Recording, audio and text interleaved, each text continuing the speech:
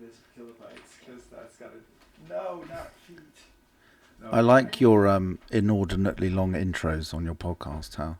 I know they're always fiddling around, but it's better than like a little introduction saying, today I'm going to be talking to James Ostrer. And like, I prefer the kind of casual reality of, what if I just... If you're listening to this, you should go on YouTube and watch the video, because James has dressed me in a 1970s tux that used to belong to my father, Valentino, and you in this fabulous robe. Because it was such a casual start to the podcast that we both spent the last hour discussing what we'd wear. Yeah, and James has imposed all sorts of rules on... He's told me what I have to wear. He's told me how we can't stop the podcast without you approving it. No, I said that we both have to mutually agree when it ends. Yeah. I think that's fair. That's like consensual ending. Consensual happy ending. Yeah, it's true that... hold on, I'm just going to try and get more comfortable. Let me just check the tape, because Tal's worry was that he wouldn't look good with the shirt off sitting down. I personally think he looks absolutely divine. Even in the video? Dude, you look... How old are you? I'm 46. I mean, look at that shit. He looks like a fucking Roman god. Okay, we're off to a good start here. Just trying to make you feel good at the beginning. James is one of my favorite conversationalists, in addition to being a brilliant artist, because most people, after a few minutes of talking to them, Chris Ryan said this in the podcast he did with my mom the other day. He had a kind of backhanded compliment. He said, the great thing about Tao is that if he's just, bored with a conversation, he'll just walk away and go play the piano in the middle of a sentence. And I thought that sounded terribly rude, and I felt ashamed when I heard it. But I also was thinking yesterday that you're one of the few people I can just listen to talk for hours, and I don't get restless. And I think that you've mastered not only the visual arts that you engage with, but the art of conversation. And so I'm excited about this talk. I was hoping that we can try and set some kind of record and make it the longest podcast I've done. I always admire these podcasters who can go 3-4 hours. So I think buckle up, and I think I have high hopes for this conversation without building up too much pressure. Well, that's very kind of you to say that. I'm not sure. When have I ever held your attention? Like, if you've got a reference to that other than last night, when would that be? I don't know. I don't have a good memory. I just know that when I'm listening to you, I don't feel restless, and I'm curious about what you're going to say next, because a lot of people, you can kind of predict the next sentence. And with you, I don't know what's going to come out next. And that's really delightful. Go ahead. No, go on. What were you going to say? No, I mean, I was wondering if you see conversation as an art form. I think I'm just ready to get relaxed, actually. I'm just going to have a sip of this delightful coffee you and Tracy made, between the two of you. Hang on, sorry. There was, so just while you sip, I'll give a little background of James. Do I want to do that? Maybe that's too expository. But I do remember at the Biennale a couple of years ago, or 3 years ago, there was some technical issue at the Opera House, which James had designed, and I want to talk about that and the whole vision of the Opera House in Bombay Beach. But there was some sound issue, and James just had to volunteer to stand up and talk to the audience for, it was a good hour of you just off the cuff, keeping everybody very entertained, and people were wondering if you were a professional stand-up comedian or commentator. That was wild. That was actually one of the more thrilling experiences I've had. Me too. As a creative process, because it was kind of, I can't remember, like there's something, maybe there was some technical issue, wasn't there? Do I need to take these glasses off so I can see you a bit better? Like, what's that singer? Stevie Wonder. Is it all a bit Stevie Wonder with them on or not? It's up to you. I think most people just listen to this. So you can wear or not wear the glasses. I Just mean, be the thing is, comfortable. definitely probably what you and I have in common is, well, I don't know whether we have this in common. I don't really care what people think. It was more like, I like seeing we your don't need an eyes. audience. It's more our engagement with each Yeah. other. Yeah, no, it's good to see That's your eyes. fine. Although it's kind of creepy the way you're looking at me, but it's okay. I've been told that before. Like, in fact, a handful of girlfriends who I've spent enough time with in kind of public have got to the point where they say, do you mind not looking at people like that? Oh, not even them. They're asking you not to look at other people like Oh, that. yeah, they've never said it from me to them, because I guess if they've evolved to becoming in a position where I've described them as my girlfriend to you, then they've obviously find whatever I present agreeable in behavioural terms. But yeah, no, it's I didn't really do it consciously, but I do really stare at people. Yeah, I noticed the first several times I met you that you were asking lots of questions, almost bordering on, prying. It's the same as your look, is your questions. And, the first concern is like, why do you want to know all these things? But then I think it's just genuine curiosity about the world and about people. And I think that's one of the things that makes you so charming, is that you're actually interested in not just hearing the sound of your own voice, which is why a lot of people talk, but you're actually asking probing questions, often questions that other people wouldn't dare ask, but that everyone's wondering about. Yeah, see, I find it. I mean, yeah, I think that's a fair observation of the way I am, and it's something that definitely I really enjoy. And I think the older I get, the more I'm beginning to realise the levels of Machiavellianism to people. And so, the very fact that, it's a fair and natural observation for you to say, first of all, I was like, why is he asking these questions? And that sort of very kind of basic statement where people say, knowledge is power, or something like that. And it's like, why would someone want to know levels of intimacy about you without them being able to harbour that and use it against you at some point? But I've never had that reasoning behind why I'm curious to know, whether you were fucking molested when you were 5. It's more like I want to understand who you are and how we're engaging, and, to a degree, how I can empathize with your behavior one way or another, whatever that is, I guess. Or just passing the fucking time. And because I was talking with Dulcinea yesterday about like who has the longest podcast, and she looked it up for me, and it was like 36 hours, and she's like, of course it's two white dudes talking to each other. Who else would do that? And it is interesting that this podcasting phenomenon, like everything that we're probably going to end up talking about, it's kind of a double-edged sword that you can interpret one of two ways. There's like a kind of cynical view of like, someone said that they heard that Joe Rogan can auto-fellate, and someone tweeted that he can like suck his own cock, and someone tweeted underneath, isn't that what podcasting is? Yeah. And so there is something a little bit masturbatory to it, but I also think it's kind of a respite from all of the ADD quick way we consume, whether it's, Instagram stories that are, these like 10-second things. And then for some reason, people are willing to sit down and listen to people talk for hours, and they prefer it to be unedited. And I've sat down, I personally suffer from pretty bad ADD, and somehow I can listen to a 4-hour conversation between people. And I think that it's in a way harking back to like for much of human history, people just talk to each other before the advent of writing. And now we kind of privilege writing as this superior like mode of communication. But I think that this has brought back this oral tradition of learning from each other through speech.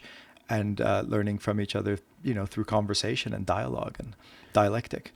Yeah, for sure. I mean, I guess it's like the kind of basic of campfireism, isn't it? Or like, the people. I mean, it depends who's doing the orating. I mean, I don't know what the statistics are around how many white males are podcasting over those that aren't. I mean, obviously you refer to Joe Rogan.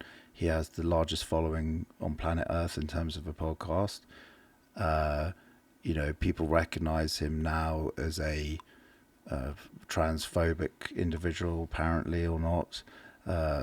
So he represents sort of alpha male, white, kind of toxic masculinity as it's framed in terms of public discussion, right? From the left. I mean, I started listening to him years ago when he first started, and I'd just broken up with someone who is a recognized public feminist and activist. And, in fact, you and I discussed last night very briefly the fact that at one point in our lives, we both dated extremely powerful, successful women. And, you said in the end, you become a purse carrier, right? And that is interesting. Hang on, I've lost track because I just saw you wince slightly. Because No, I'm not wincing. I'm fine. I'm just I'm just thinking. And it's like the inversion of how I was feeling at that point in terms of demasculation.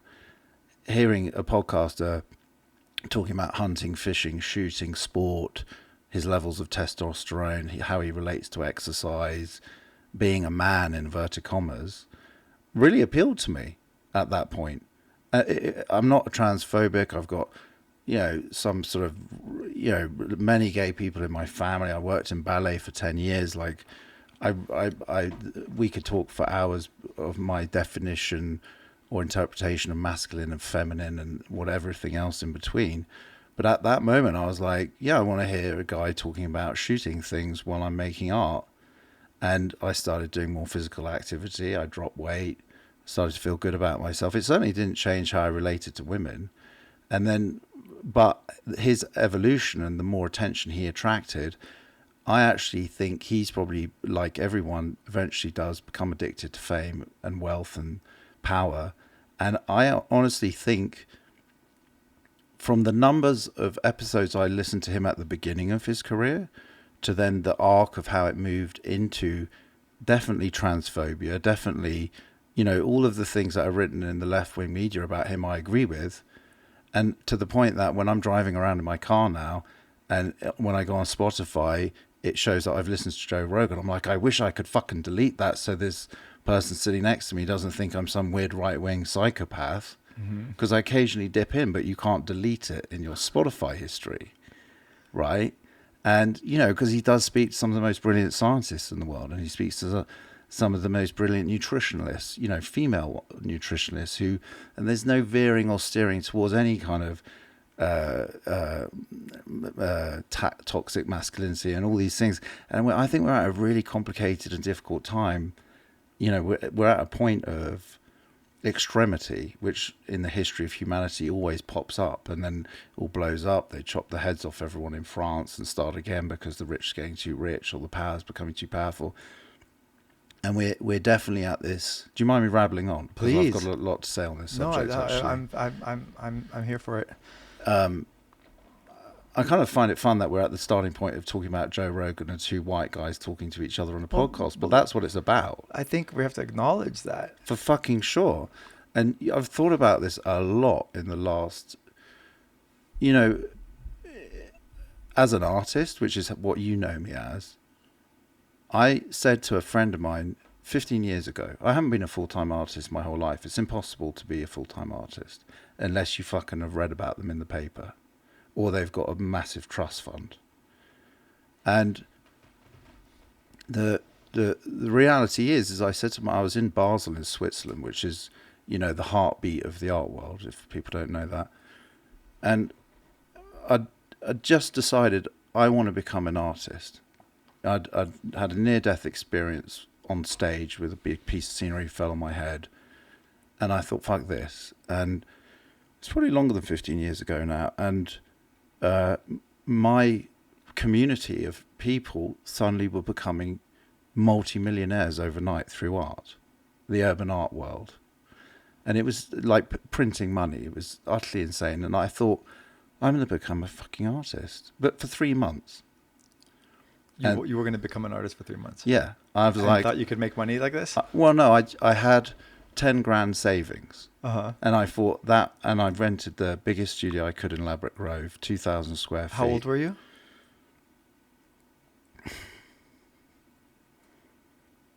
Oh, I mean, I gave up smoking when I was 29, and it was way before that. I'm 43 now. So it's obviously more than 15 years ago. It's probably 18 years ago. So you were in your mid-20s? Yeah. And you hadn't thought about making art before that? Well, I was a scenic painter for the English National Ballet for a number of years. But that, you know, you're working under someone else's creative process. You're delivering, you know, someone else's vision. And yeah, my childhood, I was surrounded, you know, my father took me to Francis Bacon shows in Paris when I was like 8 years old. You know, I came from a place of privilege as a child. So I was exposed to art, you know, through my father. His best friend was a sculptor, an Englishman in Paris. And so, you know, it'd been fed into me from an early age. I veered off in terms of concentration because I was just thinking about that show. It was like remarkable to see that at that age. I think that, you know, the tension that we're like hinting at is, we talked about this a bit last night. It's something that's very baked into the art, the concept of making art in general. Because on the one hand, there's this profound desire and hopefully success at kind of manifesting what it means to be human at a particular time. And there's the artist has this profound calling in terms of what is left from thousands of years ago. What is our window into what it was to be an, you know, ancient Egyptian, or any time in human history, what stays and what is the most accurate representation of what it was to be human, more than the wars and the politics, and is the art that was created at that time. So there's this lofty ideal and reality of what art is. And then at the same time, it's a commodity, and it's a reflection of the worst of our times, especially, I think, of capitalism and inequality and of commodification of everything. And so I think as an artist, you're kind of having a dialogue, and also just doing Bombay Beach. I think we're engaging with this uncomfortable tension between this lofty ideal and these more base kind of realities, both societal and individual, I think. I now remember what I was talking about. So, I can understand, you know, our commonality is Bombay Beach Biennale, and I'm sure eventually we'll get around to that. Yeah. In the previous thing I said, I was talking about Switzerland and Art Basel. Mm-hmm. So I was there, I think we worked out around 18 years ago, something like that, with my friend who's the director of one of the most highly recognized galleries in London. And I sat across the table from her and I said, I've decided I'm going to become an artist. This is what I'm going to do. And I said, but I'm not sure if I should do it because I'm not black. And we had a huge argument. She reacted very profoundly to that statement. She's a white woman from a upper middle class background. And she's like, I mean, I guess we were good enough friends that she understands me as being a self-saboteur. Mm-hmm. As well. So that would be the baseline, right? Mm-hmm. But the reality is I'm also someone who understands commercialism. And, you know, to a degree, I think people who are successful artists, or in whatever capacity, they're futurologists in terms of their thinking, because you're making, you know, it takes 2 years to make a fucking show, right? A good one, probably.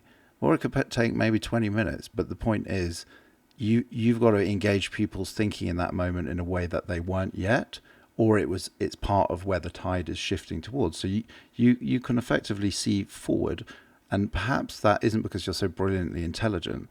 Perhaps it's because you've designed your life in such a way that you have the time to think, which is what you have out here in Joshua Tree, right?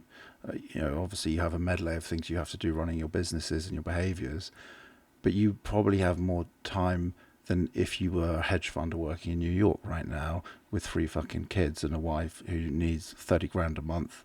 Otherwise she's going to stop touching your penis. Right? So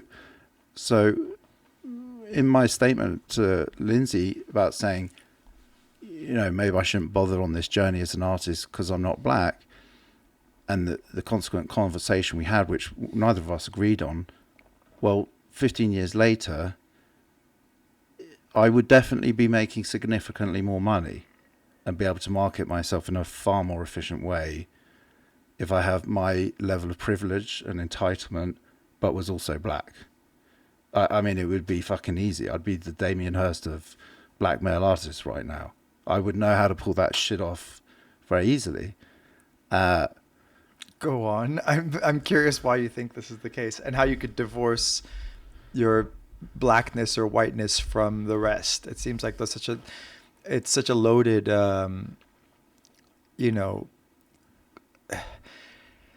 experience and reality for somebody to have, like you can't just change the color of your skin and say all else equal.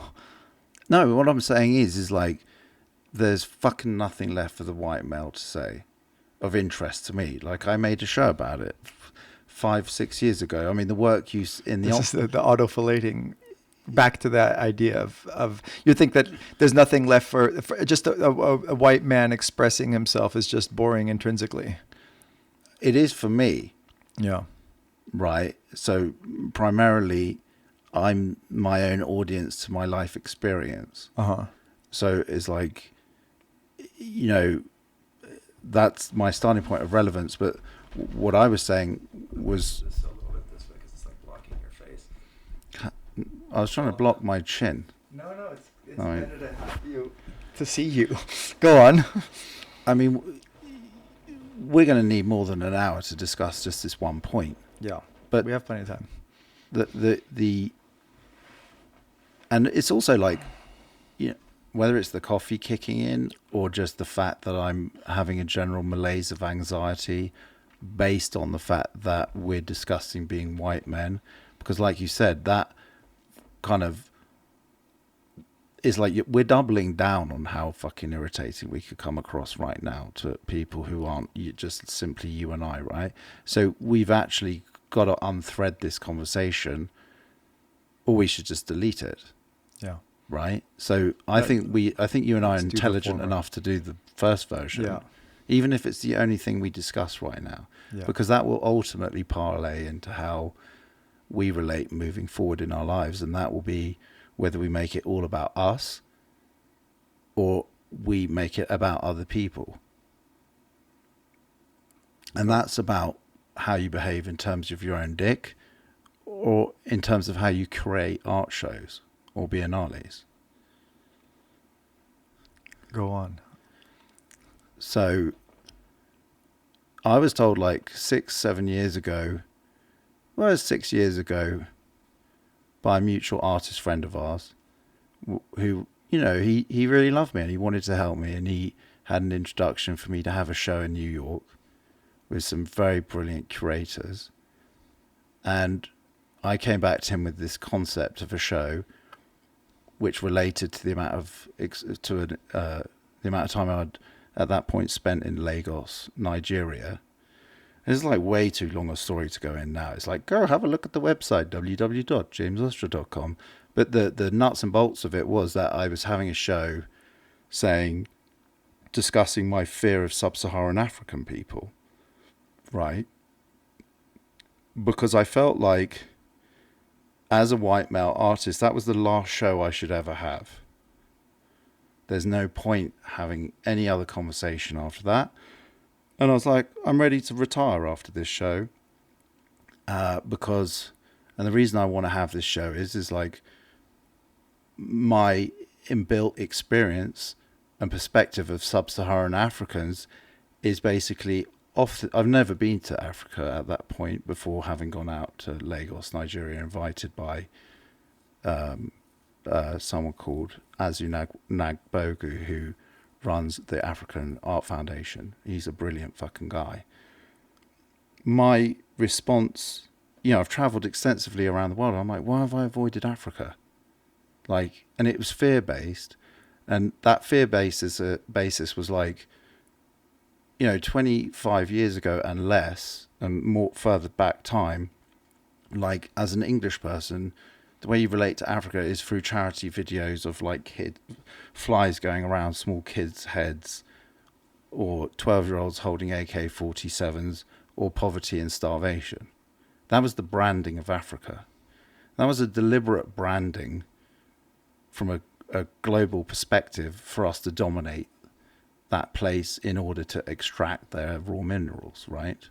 You need us, we're going to throw the odd carrot at you whilst we're fucking excavating all this shit out of there, right? And keeping you unempowered alongside those leaders. And so, at the time, 7 years ago, it's the problems with the world is the white male.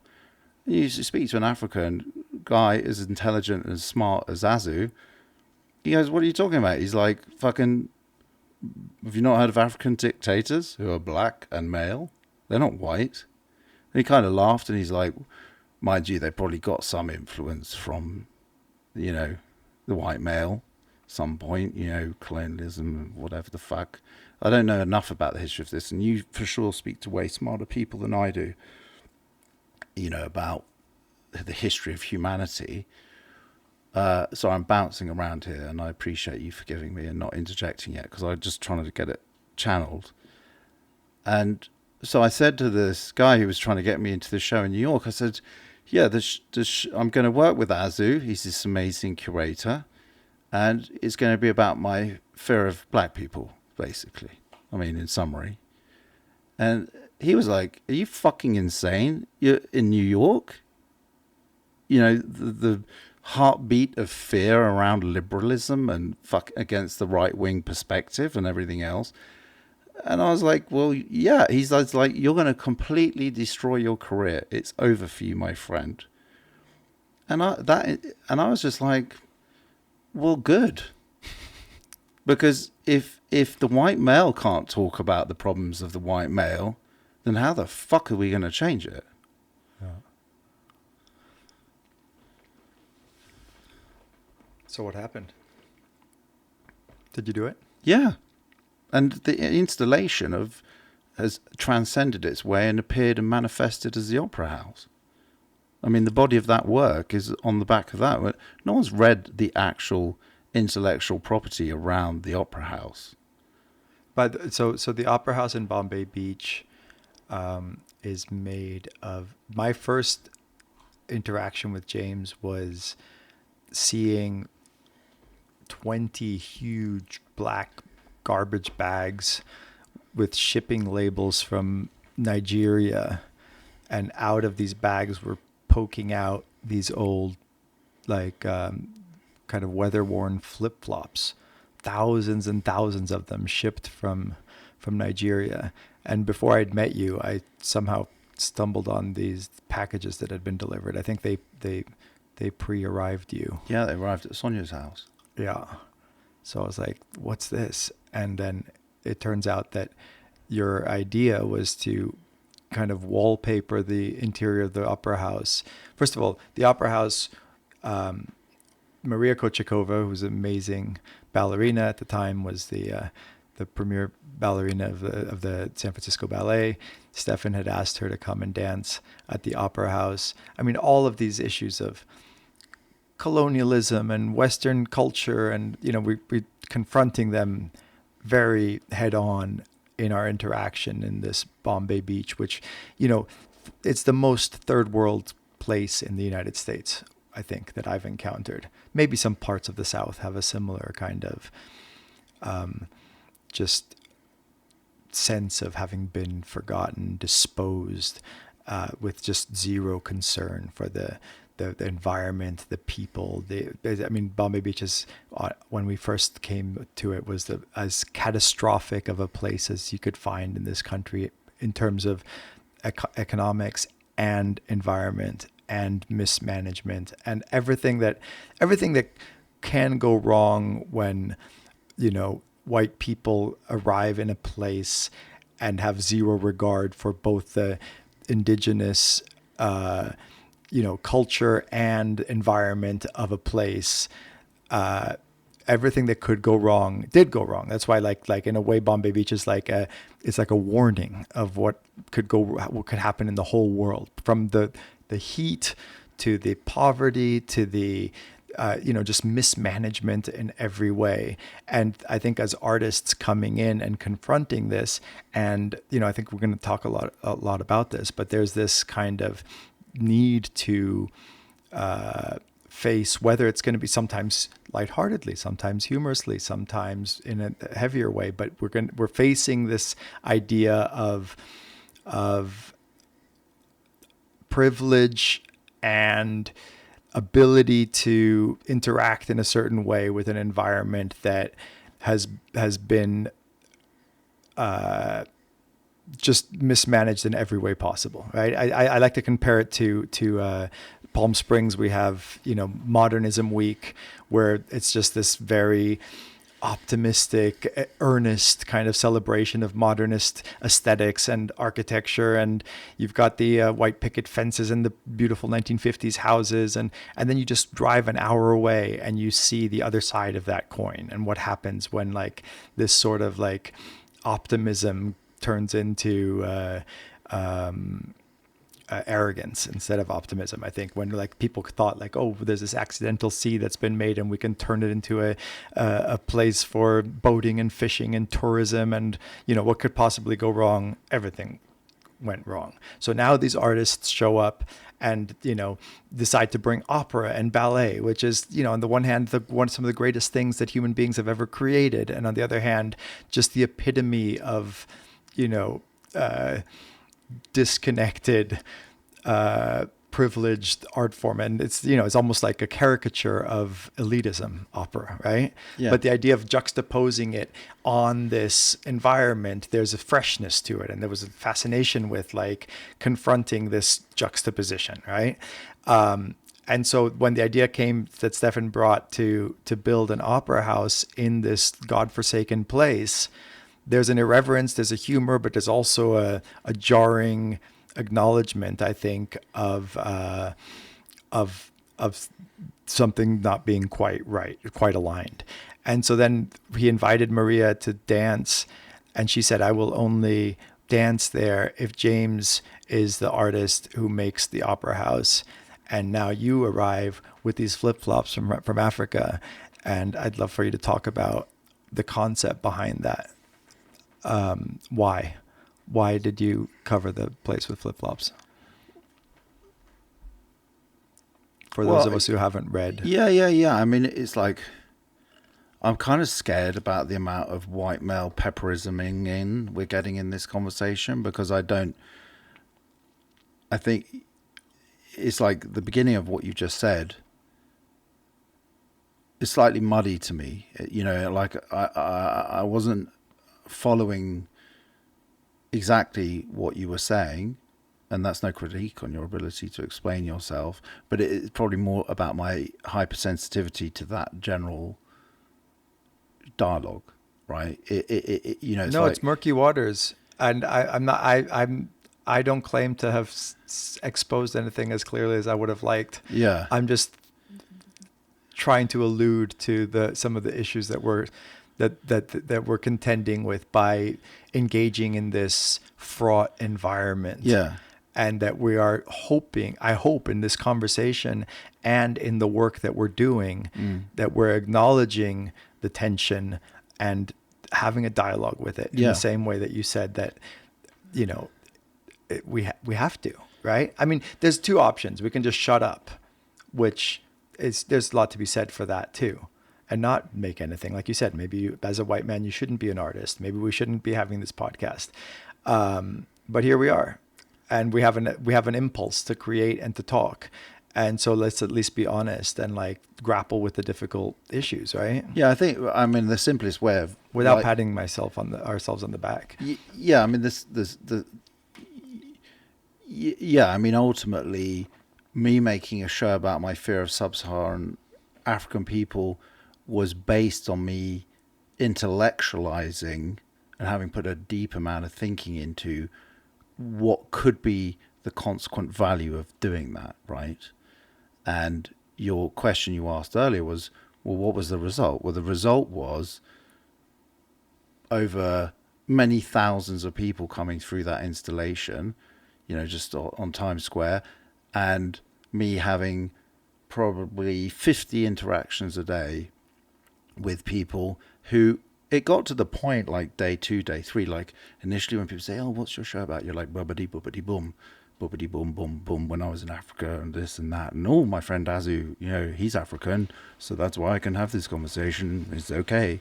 And then it was like, it got like day 3, it's like, oh, I'm speaking to so many people. They go, what's this show about? I'm like, oh, it's my fear of black people. Like fucking 4 words. And I mean, you've been to New York. There's a multitude of different types of people, especially those who are going to like a liberal-based art show, community-wise. And people talk to me about what their fears were. And the most interesting conversations I had were speaking to Nigerian people who were like, yeah, fuck that. I'm never going to go and visit my grandma. You fucking kidding me? It's scary there. So it's like, I think ultimately, so much of obviously the world's problems are fear-driven, right? So why am I, scared? Why am I scared of you? Why am I not sitting with my shirt open, showing my fat stomach opposite you, who clearly eats less than me? So that fear-driven. Oh no, I feel great in my colourful dressing gown, right? So it's like, but in the same way as like, why people start wars with the next door tribal village. It's, because I want to fuck as many of their women as possible and steal their property, right? And that is how Coca-Cola relates to planet Earth, or whatever, poisoning the rivers in India and not caring for profits for CEOs and shareholders who live in Montecito next door to fucking Meghan and Harry now. And it's like, in the end, for me, being an artist and evolving my thinking is about understanding how I can create the least amount of tension and anger, resentment, stress in my life. And then, I've brought that right back to the micro during the pandemic, and just literally only spent time with my aunt, dad, and my sister for 2 years. Haven't made a piece of art whatsoever. Because I'm like, I've spent the last 15 years talking about myself and global politics and, how I relate to all of that shit, whilst neglecting my own family. So it's like, I can become an authority on the dysfunction of the world and everything else, whilst not looking at what's going on in my own doorstep or even in my own head. And so I bounced off the subject of Bombay, but then it's about like, once you understand what your own ethical perspective is and the kind of people you want to hang around with and how you want to relate to the earth, then if you're lucky enough, which I am, you can decide who you want to work with and how you want to present that work and what environments and also, as a 43-year-old or 2-year-old who's just been through a pandemic, I'm also like, oh, fuck, I'm of an age where I have a certain amount of energy resource. Where do I want to invest that with the greater results of how I relate to the world in terms of Maslow's hierarchy of need, right? When you get to the top of that, you've got enough money, you've got enough success, you've got enough self-validation, you've put a roof over your head, you've got enough water and food. If you're not a fucking insane sociopath narcissist, you start thinking about other people. And what and there's people who start way, like nurses, teachers, fucking good people. They're already there. And they're servicing their basic needs on very fucking low wages, whilst at the same time helping other people. And then you have this whole other group of people who like define themselves as artists, poets, and whatever the fuck we are, and all the people we know. And you go, well, why are they doing that? Right? And then you get to the point where Bombay starts. for us. Like, this is a conversation that can relate to whoever might be listening to this podcast. And it's like, well, I invert the question back to you. Why did you and 2 other people start it? The Biennale? Well, I think obviously there's a million ways to frame this story, and just go for the honest one. Yeah, but I don't know if there exists, facts without interpretation, and both the way they're interpreted during and post hoc. But I do think there was a very earnest desire to engage with the place that I think really was both inspiring and in need of some engagement. I think that there was there was the possibility of doing something meaningful and profound that presented itself with a kind of visceral falling in love with this place that most people would just peer at and then run away. Speaking of fear, like, I think nobody spent the night in Bombay Beach when I started going there because they were afraid. When I would talk to people, they'd say like it was dangerous after dark there, and there was no place you could stay.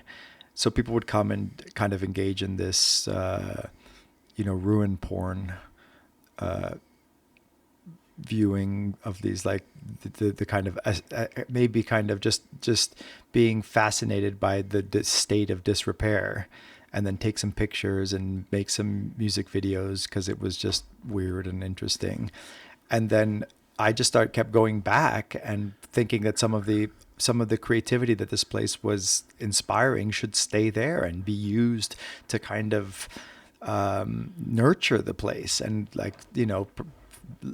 if you look at the area around Bombay Beach, it's desert, but when you add water to it, it becomes very fertile, right? You have if you look at Google Maps, at the area above north and south of the Salton Sea, it's rich with green and I think half the produce of the entire country is grown in that little Imperial Valley. So my sense was that you could take that as a metaphor and have the same thing with art. When it comes to, like, if you add water to the soil, you get all this growth of produce. And if you add artists and creative people to this kind of, forgotten place, we might have a similar flourishing. And it happened. It happened way beyond my wildest dreams. I think that people have shown up there and they've been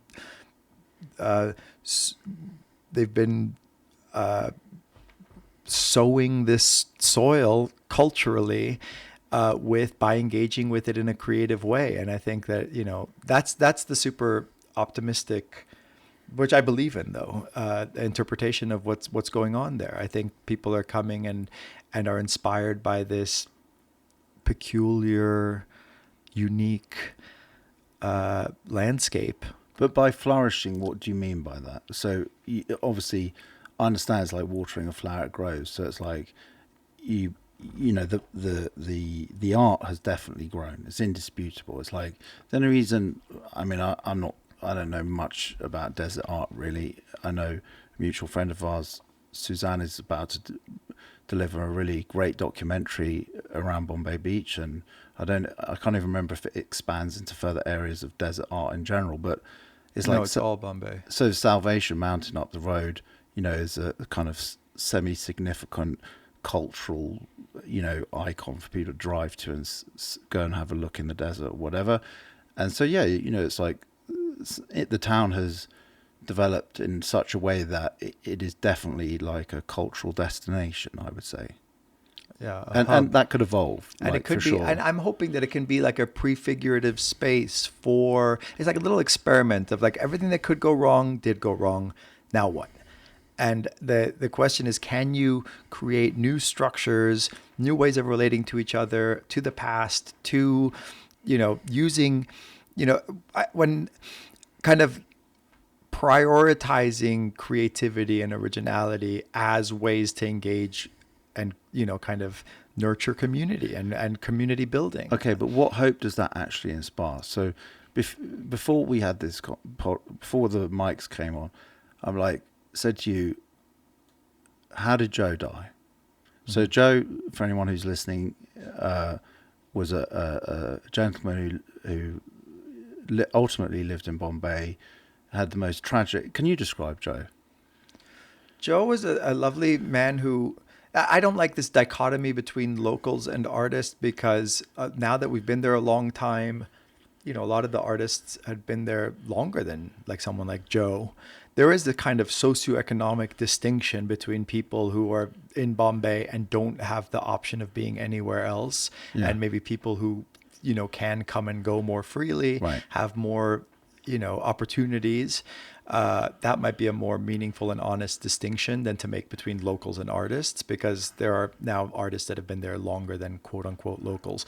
But Joe appeared, and he happened to be skilled at many, you know, crafts that were very useful to the artists and people who were coming in. He was an electrician and a builder, and people started hiring him to do work. Yeah. And like everyone who you meet in Bombay Beach, had a very complex history and psychological, you know, state of mind that is, you know, I think you're confronted in Bombay Beach, for better or worse, with a lot of the brutality of existence of a lot of people's lives.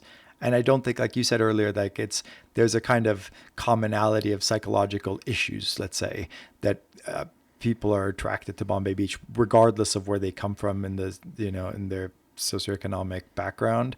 Everyone has a little bit of things that they're working out. I think artists in general. And Joe had aspirations as an artist as well. Like he said to me many times that he wanted to be not an electrician and not a builder, but he wanted to also be an artist and wanted to make things. And he was inspired by what he saw. But, you know, there was also issues with him, you know, being, you know, at one point I remember I had to like remove him from the artist chat because he was being very aggressive. And kind of accusatory, and like it just was. So sorry to interrupt, but like the reason I bring up Joe is not to unpack him on a personal level, you know, and I send a lot of love up to him as someone, you know, I spent a lot of time in conversation with and worked with in all of the skill sets you've just mentioned, right? Other than him as an artist, right? So just before we started this podcast, I was like, you know, I didn't get the chance to hear how Joe died.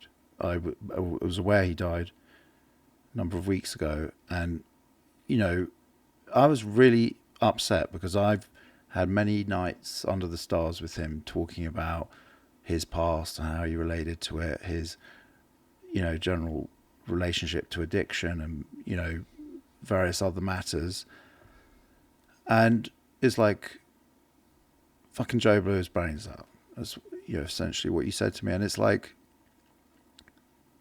when I first arrived with you guys to Bombay, and in the end, and a certain amount of energy was poured in to the lot that I worked on that created the Opera House. You know, there's 30 people packed in doing all sorts of things to create what was an incredible situation. And there was probably 300 people on that opening night, I would think. And people were crying. Like, you could see the reflection of the light from the stage, because I was looking at the audience, not watching the show. You could see the glistening faces of many, many people from whatever background they're from. And I'm going to call them locals and non-locals because it's just simpler for me to do so. And I totally acknowledge all of the points you just made.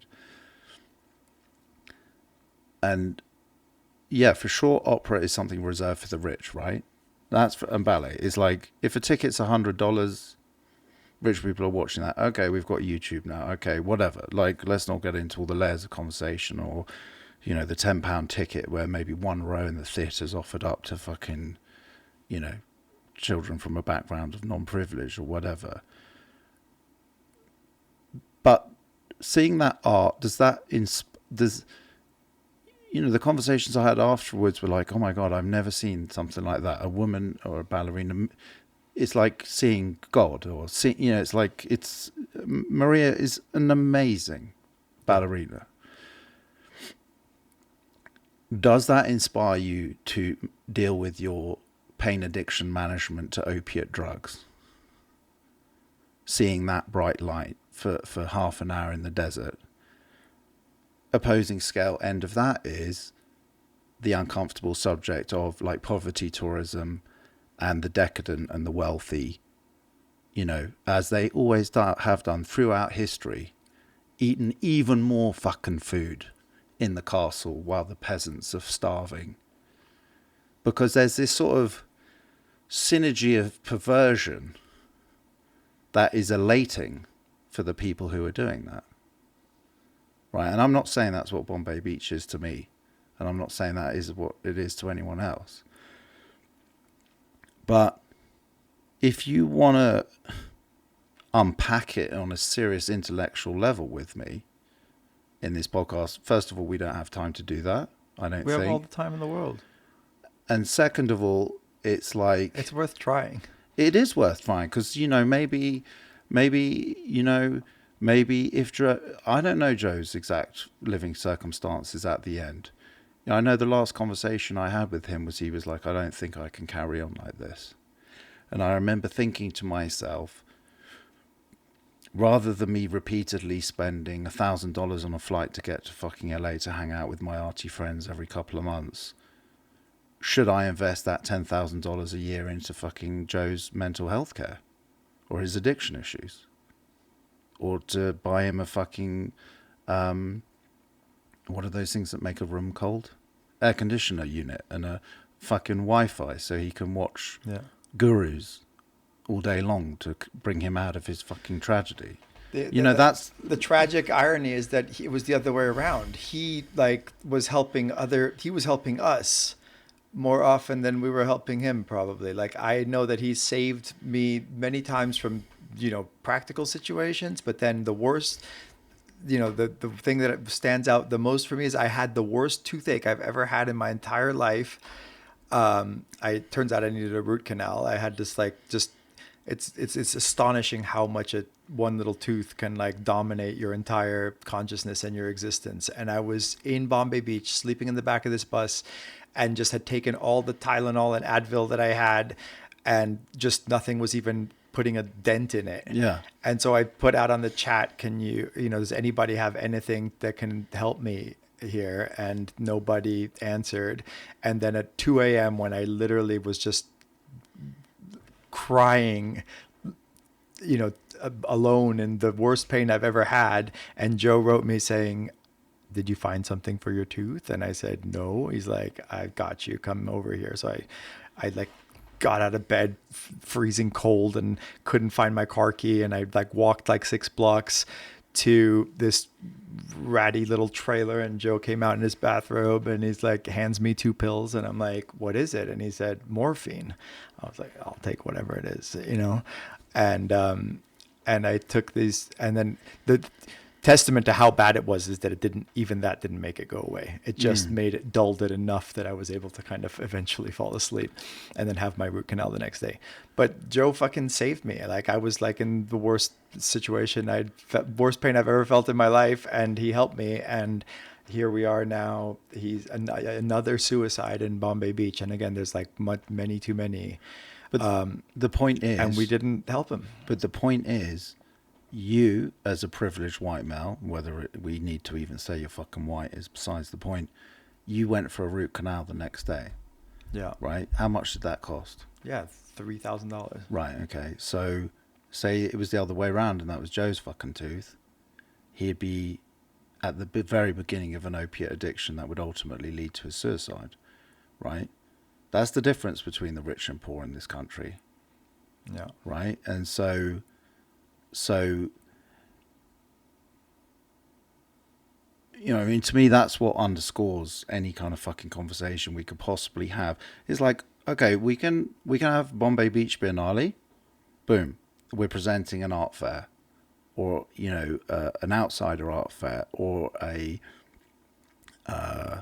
dressing of the set that is appealing for people to come and visit. Or giving the opportunity for people to create freely, like I experience, thanks to Stefan, who's our great mutual friend, Stefan Ashkenazi, who's effectively a patron of my art. Yeah. Right? So he decided to invest financially into me. And historically, that is what has always happened in the history of art. Right? And I have no issue with our dynamic whatsoever. I love our friendship. In the end, though, patronage of the arts will always relate to a power dynamic. Yeah. The artist who can't afford to make art and the person who can afford to fund them to make art, and who lands out owning the art that's made? The church. Whatever. You could give way better examples than I could right now to express that, but I think anyone who's bothering to listen to you probably doesn't need me to explain further what I've just said. So it's like, so that's one area in relation to, you as a landowner in Bombay Beach who owns art made by people you've helped make that art. There's an inherent value to your property and how it's increased in value since the process of that relationship. And so that's an arena that you can either look in a very cynical perspective and break down and be brutal and say, fucking towel the Airbnb fucking impresario with all this monumental art made by people he's, celebrated in all sorts of wonderful ways that I'm unaware of, because our engagement's totally different. Ours is more like socially in LA and through Stefan. Like, I haven't really met all of the people who've worked with you and for you and around you in Bombay. And then there's always two different ways to look at the same thing: cynically, negatively, or positively, right? And that's the same applies to every aspect of charity or not, right? And so, and you wouldn't have invited me onto this podcast without being aware of I'm attracted to uncomfortable subjects. Yeah. You wouldn't bother talking to me if we weren't going to cover uncomfortable subjects. And, in the end,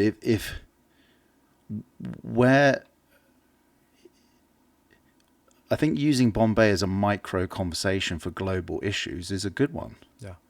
Because it's like... Speaking of which, you have to still answer my question. Let's come back to Earth and tell me why you put the flip-flops on the wall. No, I'm not going to let you change the subject. I'm not changing the subject. I'm bringing us back to the subject. Well, effectively, I knew at the beginning of my engagement with all of you guys that this was a form of kind of colonialist development, because that's what happens with artists going into impoverished areas, like whether it's Berlin, whether it's fucking Oaxaca in Mexico, or wherever it is. One of my collectors who owns more than 20 of my pieces, they own most of the East End, and the inherent value that was injected into the property of the East End in like the 80s/90s was by a logic-based decision to freely allowed artists to use former factories as studios for free for a certain period of time. Then they go, I want a coffee. So then one of them starts making a coffee. Then it evolves into like a fresh coffee shop. And then it evolves to the point within 5 to 10 years where, people working in finance in the city buy a fucking 2-bed flat for $1 million in an area that wasn't populated by anyone. Right? And that's not going to happen in Bombay, I don't think. Well, it's already happened. Like the Opera House, Steph bought for $5,000. And now those lots with a house with running water, a 2-bedroom house, must be going for 60, right? At least. So effectively, between us all, we've gentrified the area to the point where at some point, there'll be like some trustafarian artist from LA who doesn't even need to make a fucking living from art goes, rather than spending $5,000 a month renting a fucking studio in LA, I'll buy a lot in this cool place, Bombay, that everyone's now making films about and doing all sorts of shit. I'll buy a fucking lot and I'll stick whatever shit up I want. And is, you know, is iconistic, you know, it's the perfect Instagrammable iconography, everything else, cool factor of being an artist well, is that helping underprivilege? It's a good question. I don't know. I do think I don't know, when like a friend of mine said that artists are the shock troops of gentrification, but in a way I feel like that. Can you turn on the screen again? Make sure it's. To me, like blaming the artists for gentrification is. Here, hold on. I'll do this. 2-second break here. Should I have a pee-pee? No, I'm not that desperate.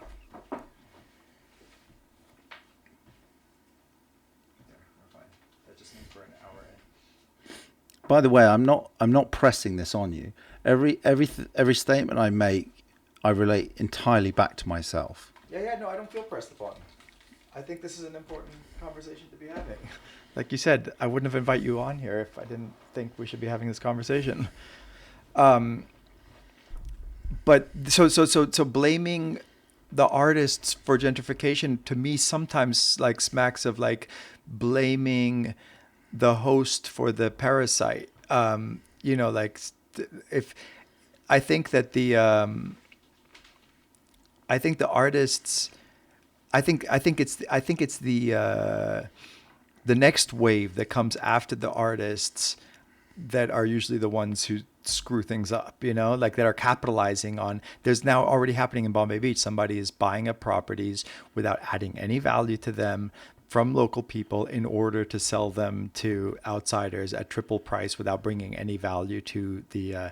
I think the artists are bringing value. We are like bringing, if I can say we without being presumptuous, like I think that artists are bringing life and creativity, and I don't think it's possible to overestimate how fucked Bombay Beach was. And people would try and sell lots for $500 and it would stay on the market for 10 years. Nobody wanted it. And there were just piles of trash everywhere. And there was just like, it was very sad and it was unique. And I think that's what artists like, you know, were attracted to, that uniqueness. And there's like something about the desert, which is like cultivates creativity. And I think that there's like all of these things, but then I think that on the backs, then once the artists come and make it feel safe for other people to come in and capitalize on that, I think those are the people who should be blamed, not the artists who have like actually done something to make the place more desirable and more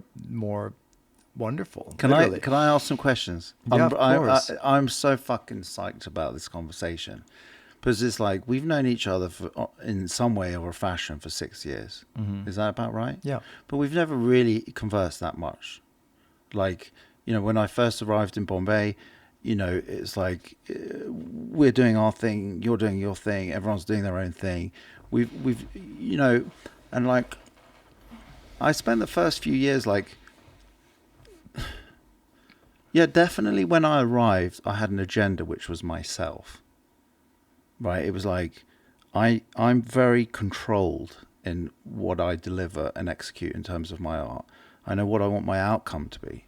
I know what conversation I want to have before I've even touched a paintbrush or a fucking whatever. I knew in terms of like how I wanted to relate to Bombay, going back to the question you just asked about the flip-flops and stuff, I was like, I want to set a pin. And when I first found those flip-flops on the beaches of Africa, I was like, they were rubbish. No one wanted them. Same fucking thing when you turned up to Bombay. No one wanted any of that shit, but you picked up the flip-flop like I did in Africa. I decided to start collecting flip-flops. So day one, I see them. I'm going, oh my God, you know, these refugees have been dead and their flip-flops have washed up from the beach. This is so emblematic of how fucked up the world is. And I'm going to make an art show about this shit. So I started collecting a few. I was like, fuck, this is hot. And there were these two guys who had followed me for 2 hours, me and this two fucking war zone photographers. I would have never been there without them. I'm a spineless, pathetic piece of shit who makes art in my studio. But it so happens some of my art looked a bit African influenced, which was why I was invited out to Africa. I didn't want to fucking go. I was scared to go. Anyway, I was there. It's a very long story. We're not going to do that right now. So day one, I'm picking up flip-flops, and these two guys who'd followed us for a couple of hours, who ultimately wanted to sell me a can of Coke and a bit of fish where the boat landed on the beach up the road. I said to them, hey, guys, I said, would you mind helping me collect these flip-flops?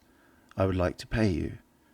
And one of them spoke a bit of English. I said, I'm going to give you guys $40 each for 2 hours work. Obscene. $20 an hour. I mean, they were so fucking happy. I was so happy. I'd literally just started my first fair trade company in Africa. So we're spending a couple of hours collecting 2 bags of fucking flip-flops, and I'm going, I can feel this shit turning into a fucking museum show, man. But I need 20 fucking bags of flip-flops for that shit to look good in the Tate fucking Modern. So the guy who spoke a small amount of English had a mobile phone. I was like, dude, I want to come back tomorrow and want 18 fucking bags of flip-flops. I want 10 people collecting. He's like, fuck yeah. So I go back with my bags of flip-flops, bus, boat, fucking whatever, back to my 5-star hotel in Lagos. I'm going, I can feel these fucking art shows. I've got a dialogue that the white male can execute a fucking show about his fear of Africa and colonialism. It was boom in my head. That night, the morning I get there, boat, bus, whatever, I meet my guy. He's like, come to my house for tea. So I go to this hot fucking tea. It's really hot. Drinking this tea, thinking, I'm an action person. I just wanted to be on the fucking beach collecting flip-flops with my 10 people. After about 45 minutes of family pictures and all that stuff and showing me what he didn't have, basically, I'm like, we're going to the beach. We get there. There's a child and a pregnant woman and a very old lady collecting the flip-flops. There's no 10 people. There's no, you know what I mean? He had fucking delegated this shit down. But I then realized, while I had been drinking tea with him, effectively I was a CEO in Switzerland. Yeah. Right? Yeah. I just wanted my fucking bags of shit. I don't care how it fucking happens. And it becomes a localized issue that has been propagated because of me. So day one, fair trade. Day two, CEO of fucking awful organization, where I have to make this judgment call of like, am I going to carry on letting them collect so I can have my fucking museum show? Mm-hmm. Right? And then the people in that town, or not town, like few people around, realized that I'd given a value to something no one had any value to. So from day one to day two, they know that I want it. In the end, I was attacked with sticks and blackmailed and had to bribe my way out of there with my shit, because effectively, a bit like any other commodity taken out of Africa, I decided it had a value to Western world, coltan in a mobile phone or whatever the fuck it is. So I'm trying to segue. I don't need to explain that any further, I guess, but segue back to you picking your flip-flop, which is, now tell me if I'm projecting, because I'm going to ask this in questions, but also presumption, and you recorrect me. I don't know much about you other than the fact that you're the child of an Italian prince. Is that correct? Yeah. I've seen you post in pictures of summer where you're in this, it's not a palace, what would you call it? Castle. Okay, and describe the garden. The garden is one of the first examples of Italian Renaissance, geometrical gardens that was made by my great like 11 greats grandmother in like 1620 or something. Right. And your father worked and engaged, I imagine, all the people in the history of your family with artisans and artists. Yeah. Because they were rich. Yeah. So let's go to like 10 years back in your life from that, where we are now. Do you mind me doing this? No, not at all. I'm not like trying to break you down as a person. No. I'm here for it. Is it because I just want to understand who you and I are sat opposite each other to even have this conversation together, right? Because otherwise we're not going to get anywhere. Yeah. So, cut to, you're living in America without a trust fund that previous generations of your family had. Correct. You so happen to be lucky enough to have bought somewhere in Venice, right? Yeah. An asset that you could liquidate once you broke up with whoever you were with who co-owned it. Correct? More or less. And that is the moment, or around that period of time, you get to pick up the flip-flop in Bombay, i.e. you see a place you find interesting. And so what I've learned to respect about you is that I see your brilliance in terms of your, there's like this purity to you that I did not initially feel when we first met, that the more time we spent together, I've understood, which is that I think you're a genuinely loving, happy person who doesn't overly analyze. And you just bounce from one great, exciting moment to another. But also then that's underpinned by like a deep intellect around philosophy and the art and everything else. And all of the ingredients that were afforded to you having come from cross-generational wealth. Right? Mm-hmm. And that has given you the opportunity to think in the way that you wouldn't have been able to if you were working on a till in Starbucks and just feeding your opiate addiction. Yeah. Right? So then, for me, my interpretation was that there's an opportunity to do what historically your family has done, but at a low level, economic level, entry-wise. Because rather than being in a fucking one-bed flat in Venice with half your money from your former home, mm-hmm. you had the brilliance and the forward thinking and the expansive desire for the unknown to drop a pin in Bombay Beach. Is that a fair statement? Yeah. And so rather than your father luxuriating Salvador Dali with beluga caviar and lobsters so that there's no money left for you, you get to spend $200 buying shit from, what's that supermarket in America? What's it called? Which one? The family one. Walmart? Yeah, you go to Walmart and spend $200 and you can feed 10 fucking artists for a week. But in principle, it's the same concept. It's patronage of the arts. This is my interpretation of what's going on. Mm-hmm, mm-hmm. Amazingly, and I don't think my view is, having spent a lot of time with you, or, a certain amount of time with you, and I feel like I can read people relatively well, I don't think you started this as a Machiavellian empire build. I've looked at your films, I've listened to podcasts, I've have some limited experience of your intellectual thinking and behavior. And I was like, this is just a guy who, like myself, comes from a wealthy family that ran out of money, that was entertained by the arts and philosophy, but actually can't afford to engage with it in the same way those generations did. So we're just doing it in the poorest fucking town in America. And then, while we've started that all together,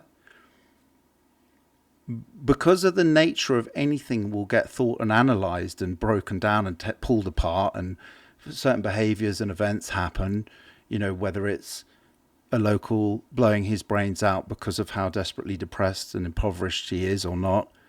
Now, I know a number of people who've died in 5-star hotels in fucking LA who are multimillionaires, right? So, like you said earlier, the commonality between, I think, the people who've found themselves in Bombay, whether rich or poor, or formerly rich families and now poor, or whatever the fuck the combinations are, or trustafarians pretending to be poor, or whatever it is, I think, like you said, there's a leveling playing field, which is mental health and an emotional response to their life and their family and their past and their ingredients, right? And I'm happy for you staying in your environment in Joshua Tree right now, in a beautiful trailer with this incredible one-lane swimming pool that I've observed on Instagram for a number of years now, and it looks like some utopic fucking nymph pool.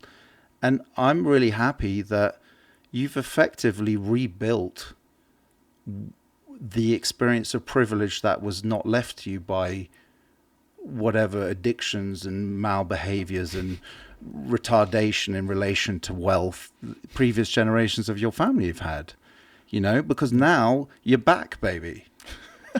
Right? And so now we just have to work out where you and I are on the Maslow's hierarchy of need, of whether we're going to coast at this level where like, fuck, what a relief.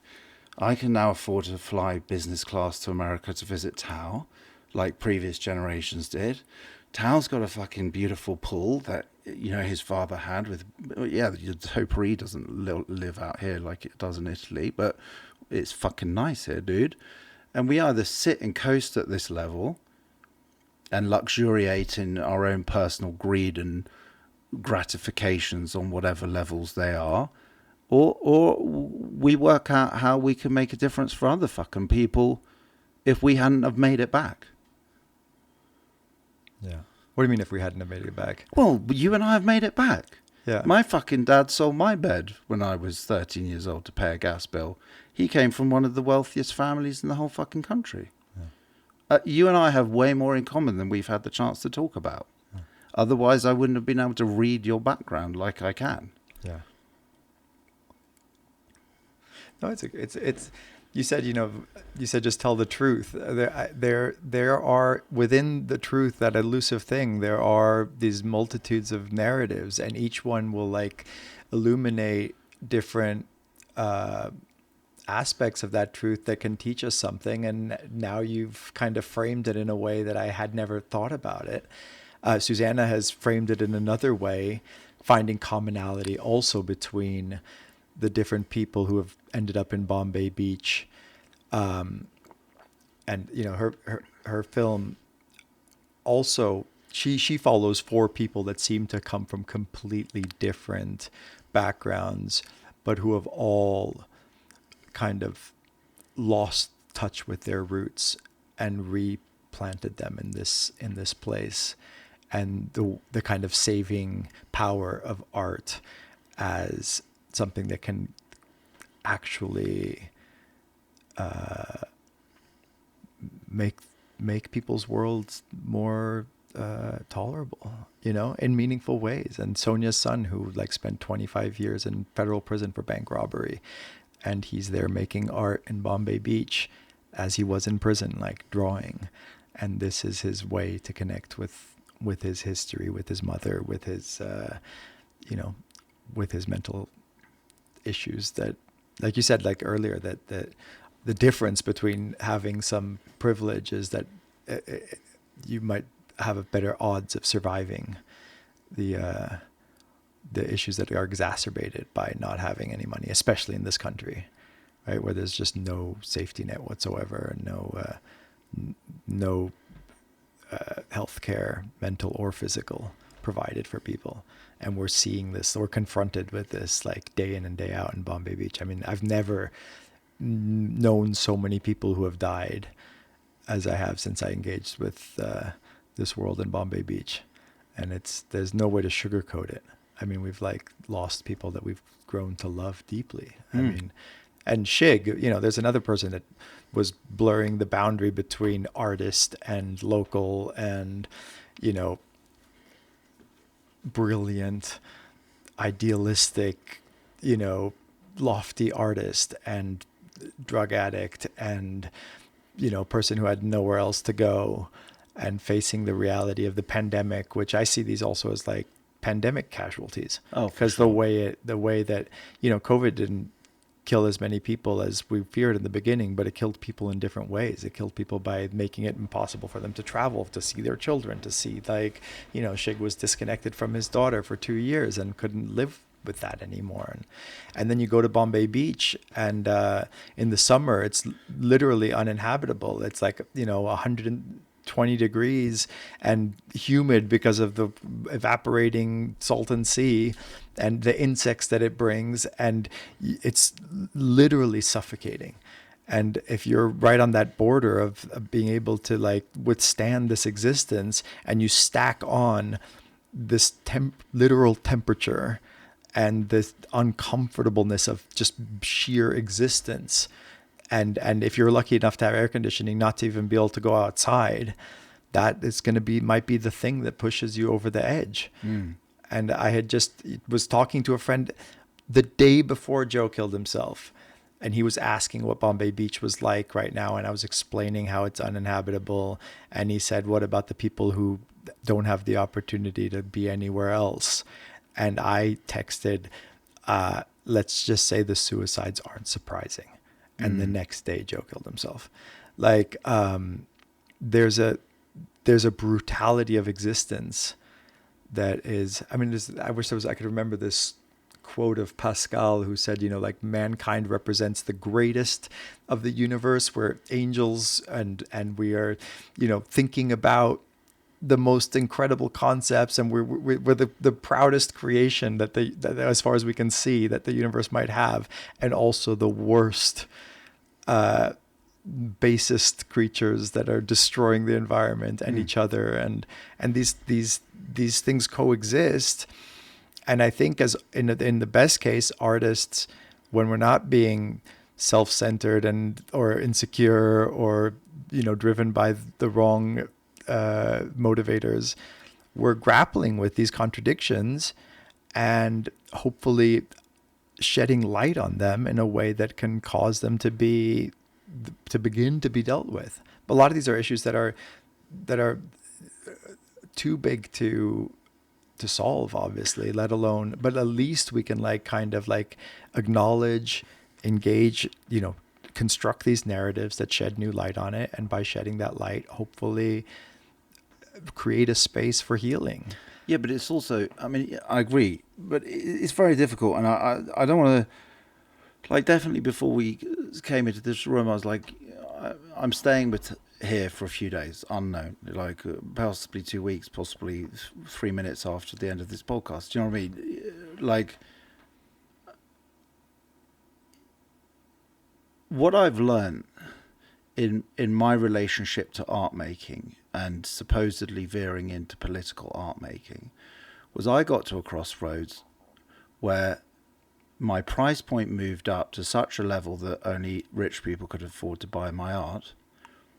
But and with the confidence in my career, my politicism became stronger. Actually, that's not true. I've always hit it hard,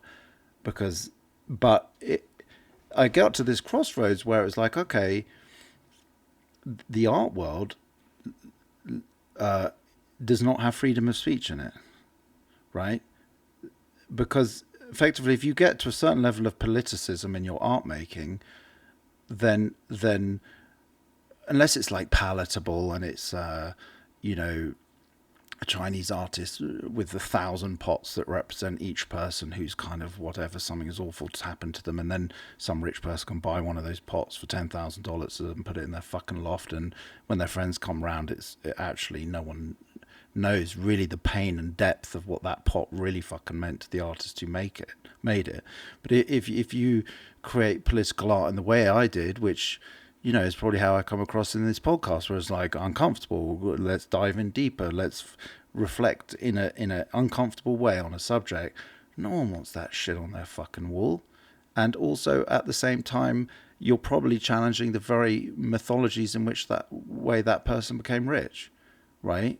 Through corporate greed, you know? So effectively I kind of self-euthanized myself in the art world. Right, and what Bombay Beach brought to me as an opportunity was like, no hard, bold creative expression.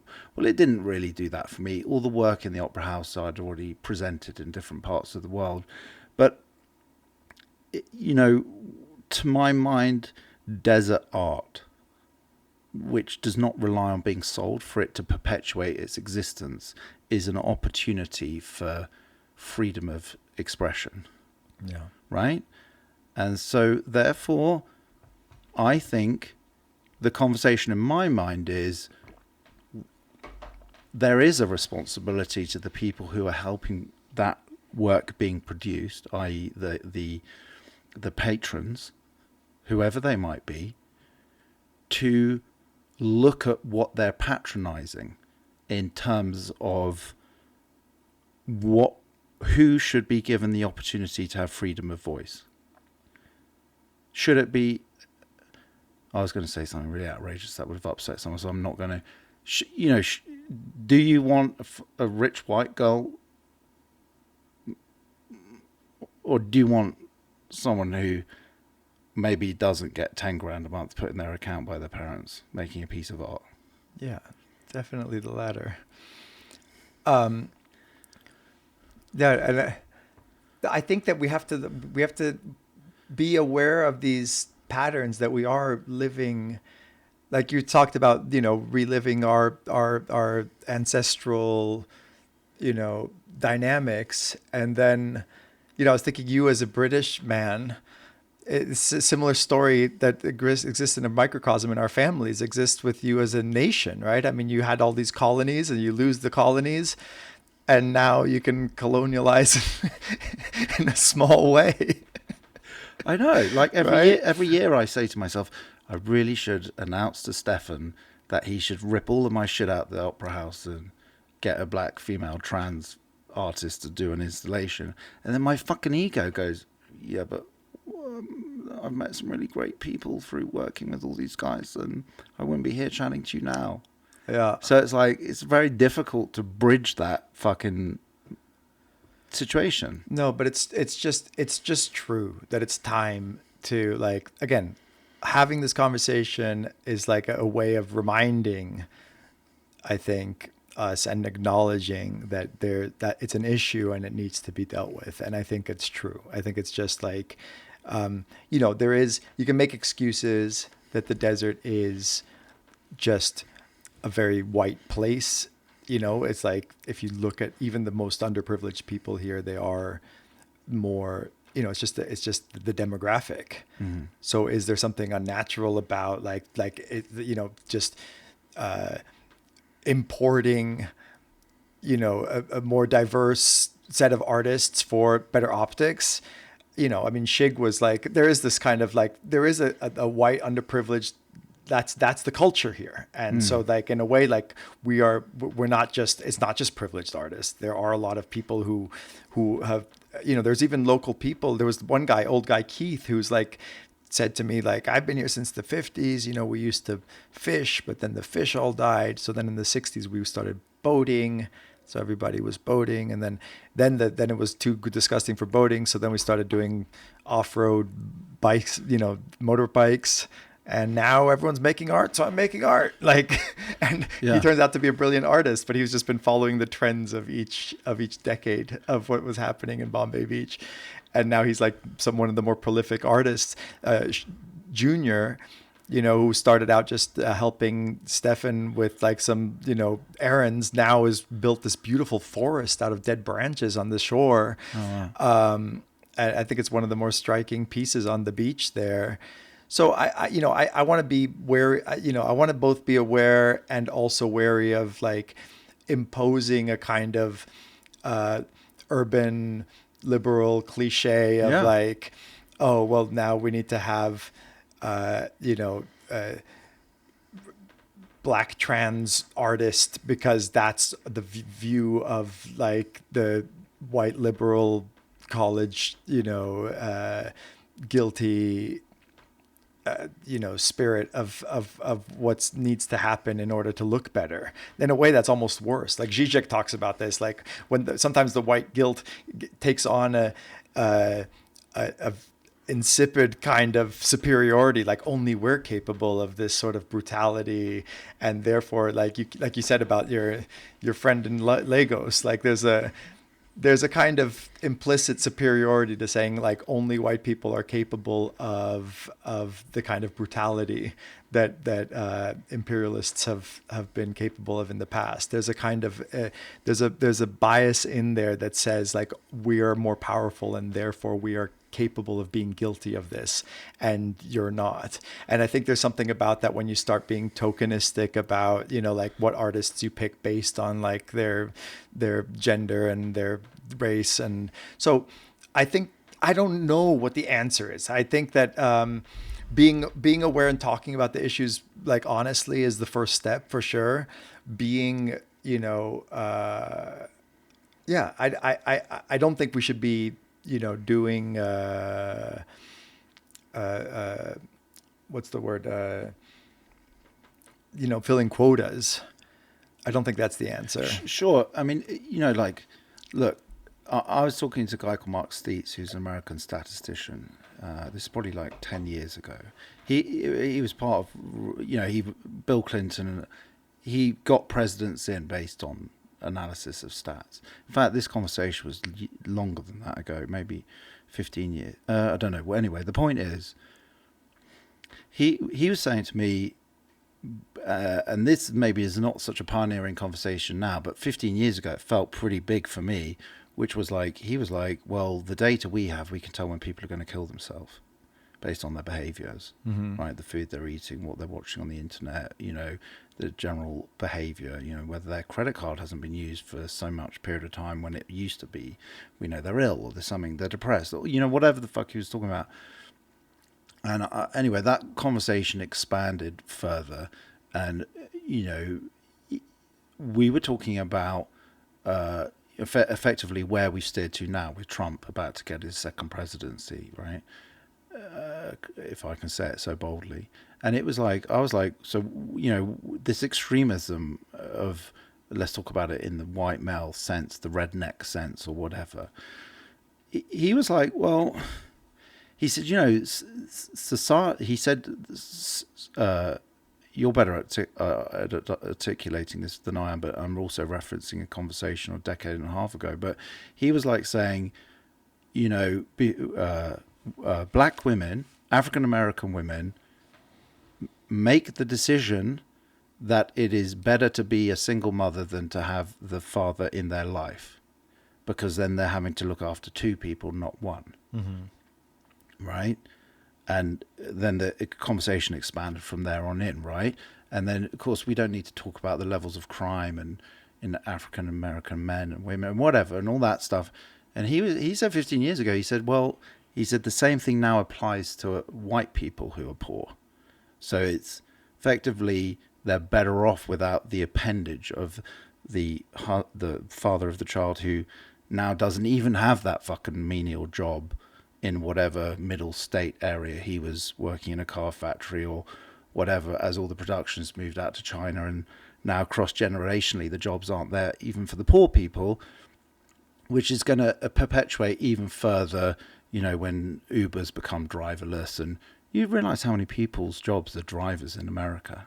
The stat he told me blew my fucking mind. And you're like, well, what fucking jobs are people going to be doing as everything's mechanized? And we don't have time to get into AI and chat about all of that shit.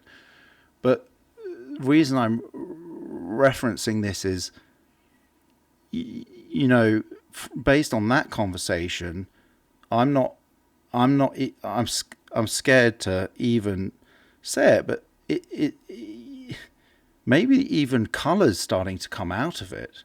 Yeah, as the extremity of wealth distribution becomes so far and far apart, those poor white people are getting closer to the poor black people in terms of underprivilege, right? And look, I'm sure 1,000 people are going to pick holes in what I've just said, and I don't know, because I don't ever think.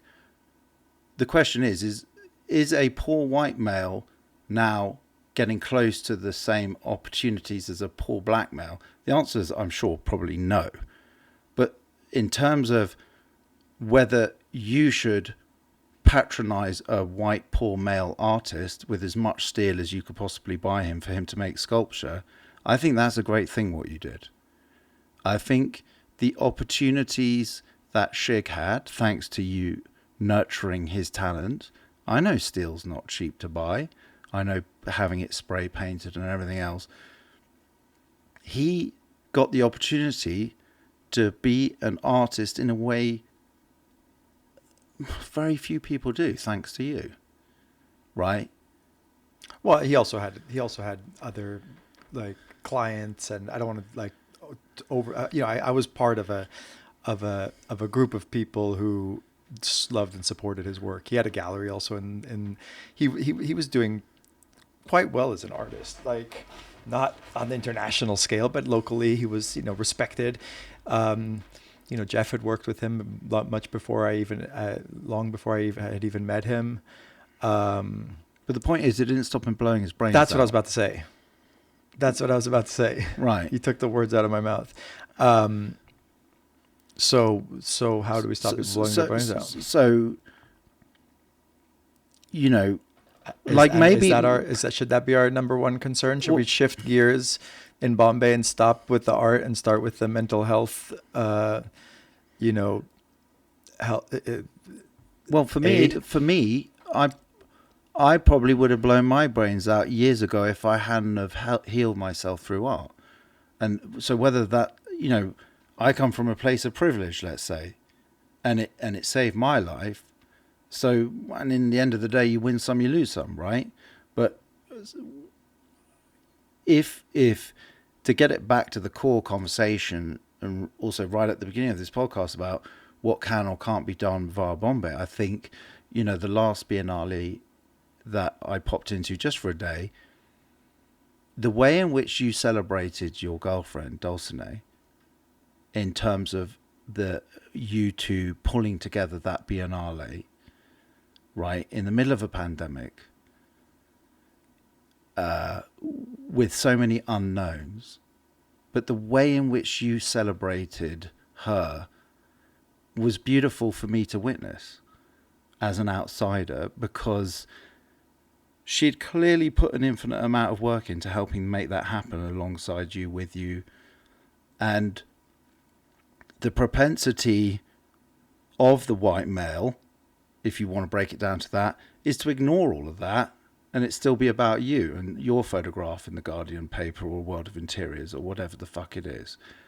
I feel like you're becoming the kind of person that the next time someone approaches you or requests for you to feature something about you in relation to the Biennale, Dulcinea might be standing next to you and there might be a bunch of quotes of what her perspective is around the Biennale. And to me, that's a mammoth amount of change from 6 years ago in itself. Yeah, well, hopefully we evolve and we become more humbled by everything that's happening. It's funny, people say humbled often when they mean, like, they'll win an award and they say, I feel so humbled by this. And actually what they mean is, like, massively ego boosted, not humbled at all. But I think that, hopefully we're genuinely humbled by this. And I do think I'm very much more excited by the idea of collective action in general and in Bombay Beach specifically. Like, this is the difference between me and Stefan. Like, Stefan is, and it's funny because he pokes fun of me for being narcissistic and lazy, and but when it comes down to it, I do think I am embracing a more anarchist, more collectivist view of how this should evolve. Stefan by nature is more kind of hierarchical and likes a kind of almost military, everyone knows only what they need to know and everything is coming from the top and he should be aware of everything that's happening. And I think it's a nice balance between us in this, but both politically and dispositionally, I'm more interested in this turning into a more formalized collective, and that there is no leadership. That it's like, and we've done what we could to kind of decommodify, I think, the art, the fact that there's no tickets for sale, that there's no art for sale. But like you pointed out, the one kind of glaring counterexample of this is the real estate, which has turned into this kind of monopoly type game, which we've referenced in an art piece that you had the idea for and David executed beautifully, which is a kind of turning into one of the lots in the corner that would be Park Place if Bombay Beach as a square were a monopoly board. We took the lot that would be Park Place and made it into a giant monopoly board piece. I think as really great statement on the potential gentrification and commodification that's happening. But that said, I do think that we're doing what we can to not turn this into a commercial enterprise, not have corporate sponsors, not have anything for sale, and have it, keep it free and open to the public to come. Encourage participation. Don't announce when the event is happening except to people who are actually participating in it. So we're doing what we can to make it a kind of collective, non-commercial endeavor in which art can exist in its pure form. Yeah, I don't agree with anything you've just said. I'm sorry, because it's like you bring up Stefan, right, and talk about your different styles of leadership, right? Mm-hmm. You're both landowners in Bombay, right? Mm-hmm. You're both patrons of the arts, right? I have a huge amount of respect for Stefan, and he injected literally tens of thousands of pounds into the town. Mm-hmm. In order to facilitate the biennales, right? Mm-hmm. You have to be in control of where your money's being spent. Mm-hmm. That is not a leadership control issue. Yeah. That is, no, but I'm just saying is a man there's 1,000 lots there, and I'm glad that more people are buying, and there's like a more kind of that's responsibility spread around, that we don't know what everybody's doing. Yeah, and that's okay. That's a good thing. And you know, that's why Stefan hasn't done the same thing in the last Biennale. You know, but there's still people who are providing food for free like he used to 5 years ago. Mm-hmm. But now, because of the nature of the lots have gone up in value, if you buy a lot for $60,000, you can afford to give free tacos out that day. But if you're an artist like me who came in 6 years ago and bought my own flight to fly over from London, right? That in itself is inherently the fact that I'm a privileged artist, mm-hmm. right? Because if you're like, oh, let's get a black trans artist out of whichever fucking town they live in where they don't even feel like they can be themselves and allow them to express themselves in Bombay, well, you need $10,000 to do that. You've got to fly them over. You've got to have a hotel room for them. You've got to then bring them out to Bombay. You've got to then feed them and look after them, nurture them, market them, look at what you can do to help their career after that event.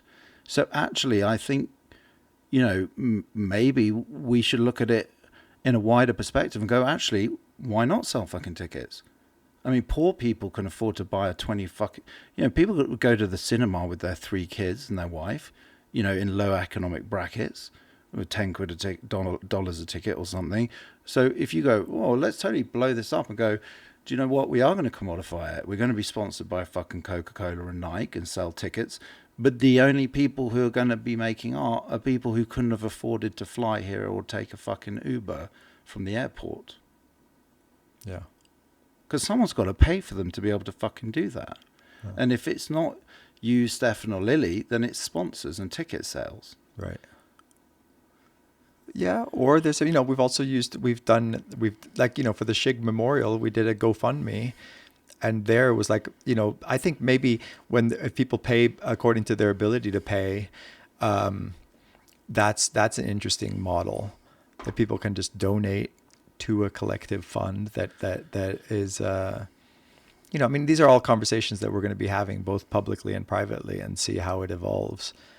You know, it's interesting. There's always like also capitalism kind of builds in this idea that you have to keep growing. Stefan was great in undermining that in an interview once. They said, what's your vision for the future? He said the Biennale should get smaller and smaller every year until in the end, it's just like me and Tao like masturbating on the beach together naked with nothing else happening.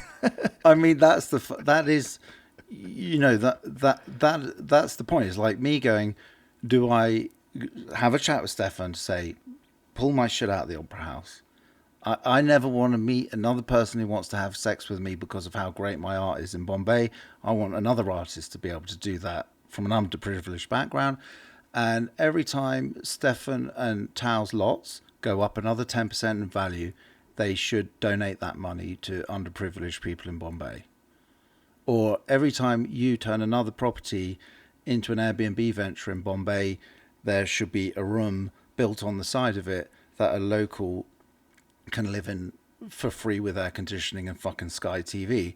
I mean, this is really uncomfortable, isn't it? Yeah. You know, because it's in complete contrast to instinctively what feels right, because you're like, but maybe my guests like to come because there's a bathtub and an open air shower and they don't want someone toothless on crystal meth in the room next door. But that's how this whole thing started, and that was the appeal. But then once you start to get to a point where the rooms are like $150 a night and bring your girlfriend and you're going to have a nice feather duvet and a fucking outdoor shower, do you really want someone on drugs next door screaming or about to blow their brains out? And that is ultimately what gentrification does. And I don't really quite understand how you can unwind it. You know, and this has happened 1,000 times before. So in a way, you and I shouldn't really be discussing it. We should talk to the actual people who've been in these worlds and go, what's your experience? How did you engineer, you know, you speak to someone who built a whole town just to house the employees working for Apple in whatever part of America they're now moved to for tax reasons. And you should do a podcast with that person and understand what they did with the poor people who pre-existed that area. Yeah. And they'll go, we didn't really give a fuck about them. We just got rid of them. You know, so I don't know whether we're going to come up with an answer right now. No.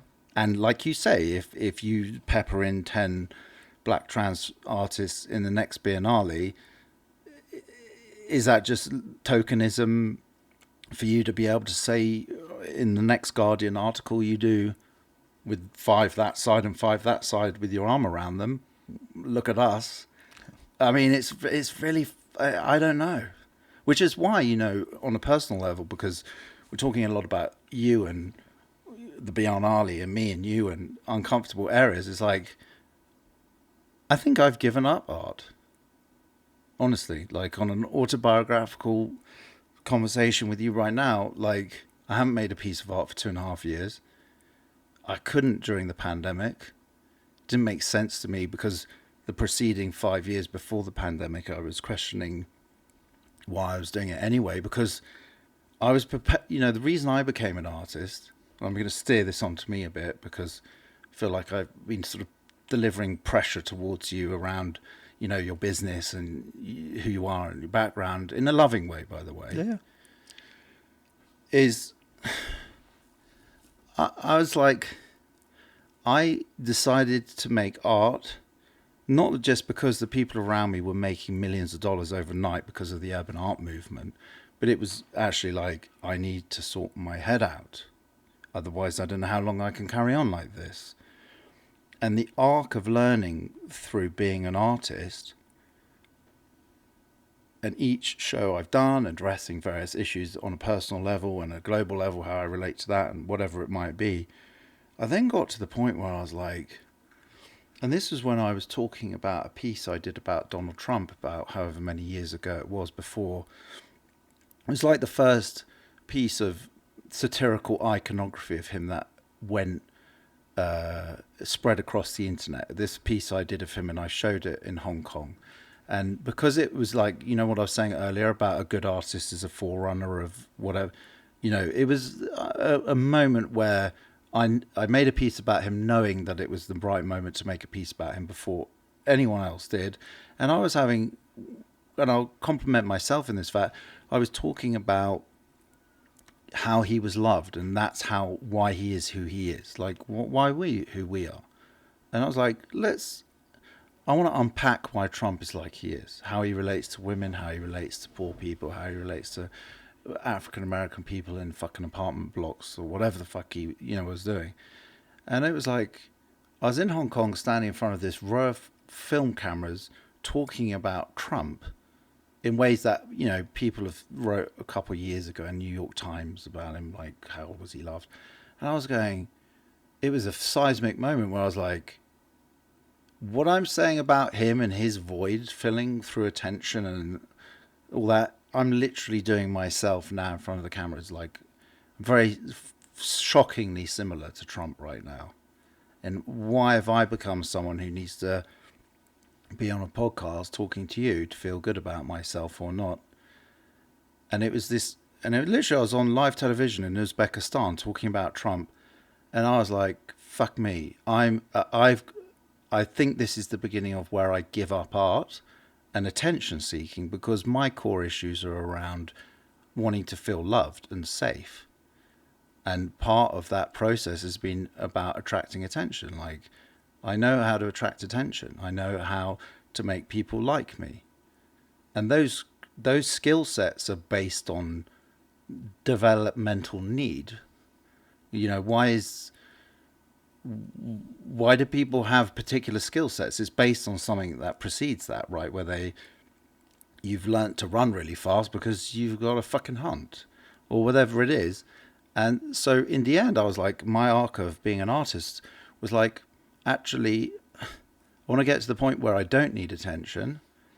And I also realize that the economic restriction I have on myself by the career choice I have is therefore perpetuating my suffering in terms of how I relate in love.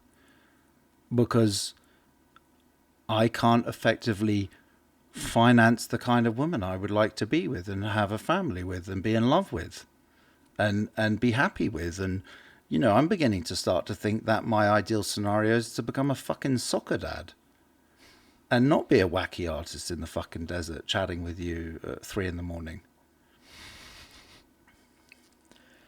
What do you say we make this mutually understood as part 1, and then we sit down again tomorrow and do part 2? Sure. So that then I can pee. Yeah, I need to pee.